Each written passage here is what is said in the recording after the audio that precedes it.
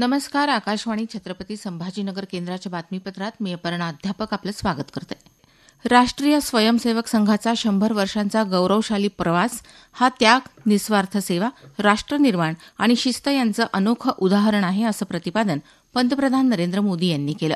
नवी दिल्ली इथे आयोजित राष्ट्रीय स्वयंसेवक संघाच्या शताब्दी समारंभात आज ते बोलत होते.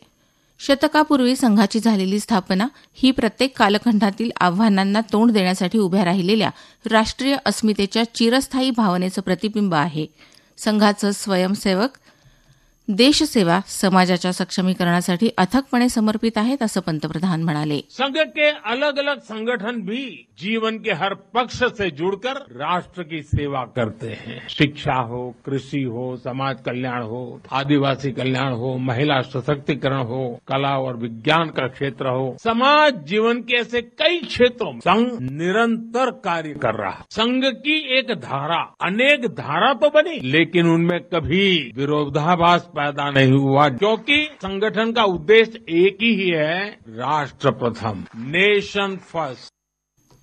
पंतप्रधानांच्या हस्ते यावेळी राष्ट्रीय स्वयंसेवक संघाच्या देशाप्रती असलेल्या योगदानाबद्दल विशेष टपाल तिकीट आणि नाण्याचं अनावरण करण्यात आलं. केंद्रीय सांस्कृतिक मंत्री गजेंद्र सिंग शेखावत यांची याप्रसंगी उपस्थिती होती. पंतप्रधान नरेंद्र मोदी यांनी आज महानवमीनिमित्त देशवासियांना शुभेच्छा दिल्या आहेत. महानवमी सर्वांच्या जीवनात सौभाग्य, समृद्धी आणि यश घेऊन येवो असं त्यांनी आपल्या सामाजिक माध्यमावरील संदेशात म्हटलं आहे. भारतीय रिझर्व्ह बँकेनं रेपो दरात कोणताही बदल केला नाही.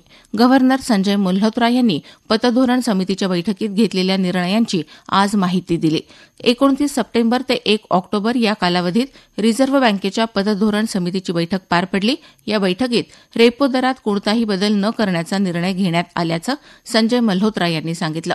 रेपो दर 5.5% कायम ठेवण्यात आला आहे. भारतीय रिझर्व्ह बँकेनं आर्थिक वर्ष 2026 साठी महागाईचा दर 2.6% एवढा राहील असा अंदाज वर्तवला आहे. यापूर्वी हा दर 3.1% राहील असा अंदाज व्यक्त केला होता. जीएसटी दरांच्या सुसूत्रीकरणामुळे जागतिक व्यापार आणि इतर अनिश्चिततेशी संबंधित समस्या दूर होतील असं मल्होत्रा म्हणाले. ग्राहकांची बंद पडलेली बँक खाती तसंच कोणताही दावा न करण्यात आलेल्या ठेवी आणि रकमा ग्राहकांना परत मिळाव्यात यासाठी भारतीय रिझर्व्ह बँकेनं एक योजना जाहीर केली आहे. 30 सप्टेंबर 2026 पर्यंत या योजनेचा ग्राहकांना लाभ घेता येणार आहे. ग्राहकांनी त्यांची निष्क्रिय बँक खाती सक्रिय करावीत आणि बँकेत असलेल्या आणि दावा न केलेल्या रकमा किंवा ठेवी त्यांना परत मिळाव्यात या उद्देशानं ही योजना कार्यान्वित करण्यात आली आहे.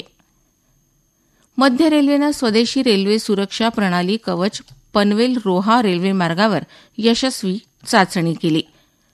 4000 किलोमीटर लांबीच्या रेल्वे मार्गाच्या जाळ्यात कवच तंत्रज्ञानाच्या प्रभावी वापराच्या दृष्टीनं हे एक महत्त्वपूर्ण पाऊल आहे. सप्टेंबर महिन्यात अतिवृष्टीमुळे झालेल्या नुकसानीचे पंचनामे तसंच मदत वाटपाचा लातूर जिल्ह्याचे पालकमंत्री शिवेंद्रसिंहराजे भोसले यांनी आज दूरदृश्य प्रणालीद्वारे आढावा घेतला. पूरग्रस्त भागात स्वच्छता, आरोग्यविषयक उपाययोजना प्रभावीपणे राबवाव्यात अशा सूचना त्यांनी केल्या. सराफा बाजारात आज सोन्याच्या दरात वाढ झाली.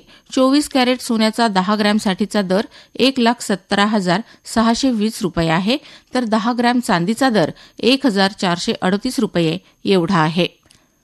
राज्यात पावसानं काही प्रमाणात उघडीप दिली असली तरी धरणांमधून पाण्याचा विसर्ग अद्यापही सुरू आहे.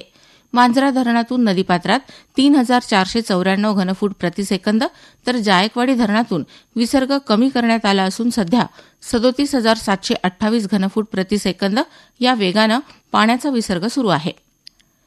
राज्यातलं शक्तीपीठ आणि लाखो भाविकांचं श्रद्धास्थान असलेल्या अंबेजोगाईमधल्या श्री योगेश्वरी देवीच्या नवरात्र महोत्सवाची रात्री पूर्णाहुतीनं सांगता झाली. बीडच्या अप्पर जिल्हाधिकारी अश्विनी जिरगे यांनी सहकुटुंब देवीची विधिवत महापूजा केली. या महापूजेनंतर देवीच्या दर्शनासाठी भाविकांनी मोठी गर्दी केली. आयसीसी महिला विश्वचषक स्पर्धेत आज इंदोर इथे ऑस्ट्रेलिया आणि न्यूझीलंड संघादरम्यान सामना होणार आहे.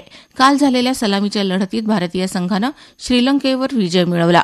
भारतीय संघाचा पुढचा सामना रविवारी पाकिस्तानविरुद्ध कोलंबो इथे खेळवण्यात येणार आहे. याबरोबरच हे बातमीपत्र संपलं. आमचं यानंतरचं बातमीपत्र सायंकाळी 6:10 वाजून 10 मिनिटांनी.